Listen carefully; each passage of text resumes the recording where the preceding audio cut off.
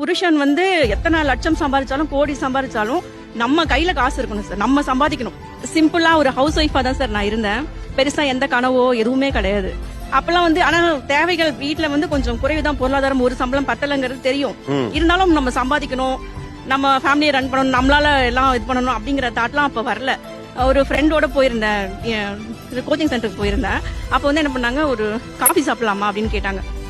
அப்போ வந்து என்னோட கழுத்துல வந்து வெறும் மஞ்சள் கயிறு தான் இருக்கும் சரிங்களா. அப்ப என்னோட அப்பியரன்ஸ் வந்து வேற மாதிரி இருக்கும்னு வச்சுக்கோங்களேன். ஆனா அது வந்து எனக்கு பெருசா தெரியல.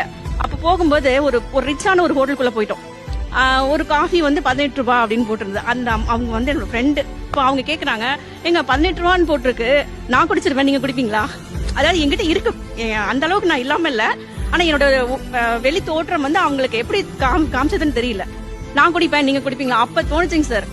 அதாவது புருஷன் வந்து எத்தனை லட்சம் சம்பாதிச்சாலும் கோடி சம்பாதிச்சாலும் நம்ம கையில காசு இருக்கணும் சார். நம்ம சம்பாதிக்கணும். இப்போ வந்து நம்ம ஏன் இப்படி இருக்கணும்? அவங்க பார்வைக்கு நம்ம ஏன் இப்படி இருக்கணும்? நம்மளோட தேவைகள் அதிகமா இருக்கும்போது நம்ம சம்பாதிச்சாகணும், நம்ம வேலைக்கு போகணும், வெளி உலகத்துக்கு போகணும் அப்படிங்கிற ஒரு நம்ம சம்பாதிச்சு நம்மளுக்கு நல்லது கெட்டது செஞ்சுக்கணும். அதுல ஒன்றும் தப்பு இல்லை. அந்த ஃபீல் கிடைச்சது. ஆமா சார், கண்டிப்பா அந்த டைம் தான் சார் எனக்கு தோணுச்சு.